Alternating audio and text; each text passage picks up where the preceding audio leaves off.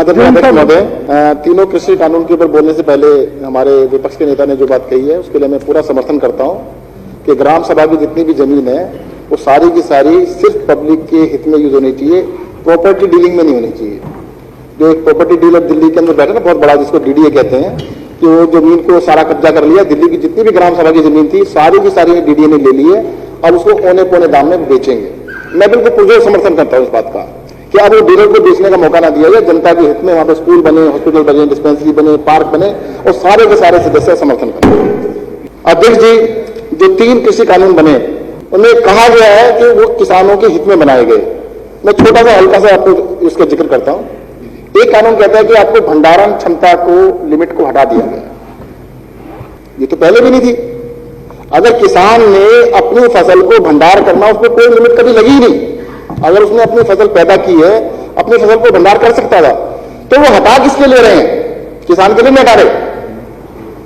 वो भंडारण क्षमता की लिमिट जो हटा रहे हैं वो व्यापारियों के लिए हटा रहे हैं। और आपको पता होगा पंजाब के अंदर एक कंपनी ने कई सौ एकड़ की भंडारण क्षमता इस कानून के आने से पहले तैयार कर ली। उसे पता था कि लिमिट हटने वाली है, यानी कानून बनाने में उनका कोई योगदान था कंपनी वालों का। और वो भंडारण क्षमता जब अनलिमिटेड कर दी, आप एग्जांपल देखिए ना, इस देश के अंदर जब भी फसल होती है, त्रासदी देखिएगा, जब भी फसल का समय होता है, आप टीवी पे देखेंगे नासिक का व्यापारी अपने प्याज को सड़कों फेंक रहा होता है, 1 रुपए किलो, 1.5 रुपए किलो, 50 पैसे किलो बिक रहा होता है। आलू को जमीन पर फेंक रहे होते हैं।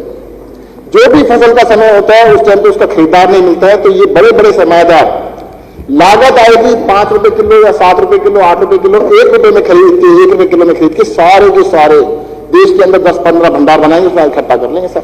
इसका एग्जाम्पल बताता हूं आपको। 2015-16 के अंदर इस देश के अंदर बहुत बड़ा घोटाला हुआ था। वही कंपनी जिसने भंडारण क्षमता बताई, सबको पता क्या होगी, नाम क्या होगा उसका। देश के अंदर दालों की कीमत जो 40-50 रुपए होती थी वो 150 रुपए, 200 रुपए चली गई अचानक। कंपनी ने क्या किया, मध्य प्रदेश में, महाराष्ट्र में जहां सबसे ज्यादा दालें होती हैं, इन दोनों सरकारों ने खरीदारी नहीं की, मिनिमम सपोर्ट प्राइस की खरीदारी नहीं की।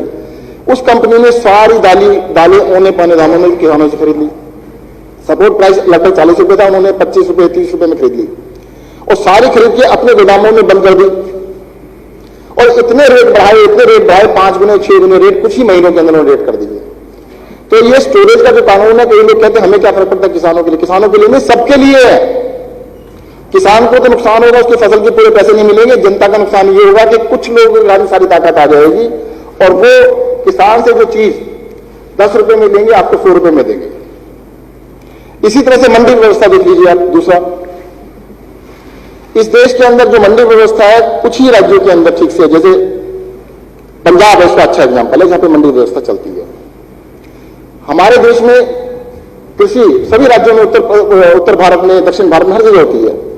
एक बिहार का किसान है हमारा, पूरी उत्तर प्रदेश का किसान है, वो भी खेती करता है, उसके पास 2 एकड़ जमीन है, 3 एकड़ जमीन है, 1 एकड़ जमीन है, परंतु उसको कभी भी मिनिमम सपोर्ट प्राइस नहीं मिलता। आप दिल्ली के अंदर जितने भी प्रवासी मजदूर हैं उनसे पता कर लीजिएगा, ज्यादातर अपने गांव के अंदर किसान है, वो नुकसान में बेचता है। अपने अगर धान की खेती कर रहा है उसका खर्चा 1200-1400 रुपए आता है, मिनिमम सपोर्ट प्राइस 1900 रुपए है और उसको बेचना पड़ता है 1100 रुपए के अंदर।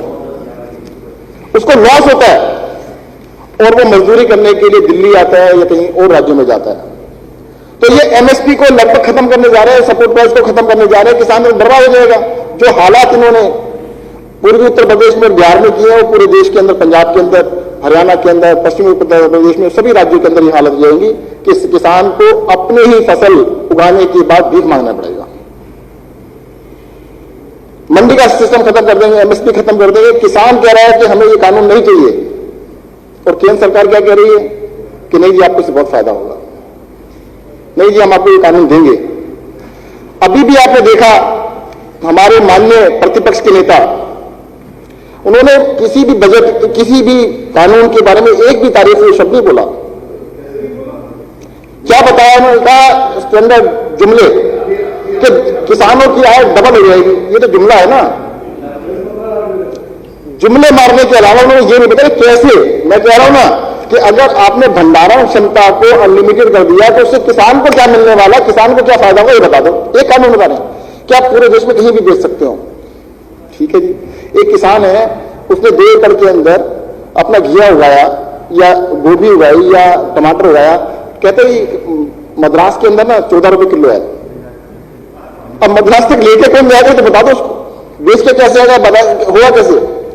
तो ये सारे के सारे कानून सिर्फ एक चीज को ध्यान में रखकर बनाए गए हैं कि जो बड़ी बड़ी कंपनियां हैं, और बड़ी बड़ी कंपनियां भी क्या है, 2 या 3, उन कंपनियों को ध्यान में रखकर बनाया गया। जैसे कि अमेरिका में एक समय हुआ था, उन्होंने पूरा सिस्टम इन बड़ी बड़ी कंपनियों के हवाले कर दिया था। इस देश के अंदर भी पूरी की पूरी कृषि को, हमारे देश की आधी आबादी कृषि पर आज भी आधारित है, सबको ये मजदूर बना देंगे, मालिक से उनको मजदूर में कन्वर्ट कर देंगे और इस देश का सत्यानाश होगा।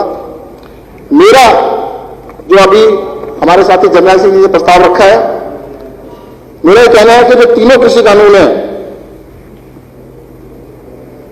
इनको अनकंडीशनल केंद्र सरकार को वापस लेना चाहिए और इस कानूनों को वापस लेके किसानों की त्रासदी को खत्म करना चाहिए। 600 के करीब किसान बॉर्डर पर बैठे, उनकी मृत्यु हो चुकी है, 30 के करीब आत्महत्या भी कर चुके हैं, जो कि बहुत ही दुखद है।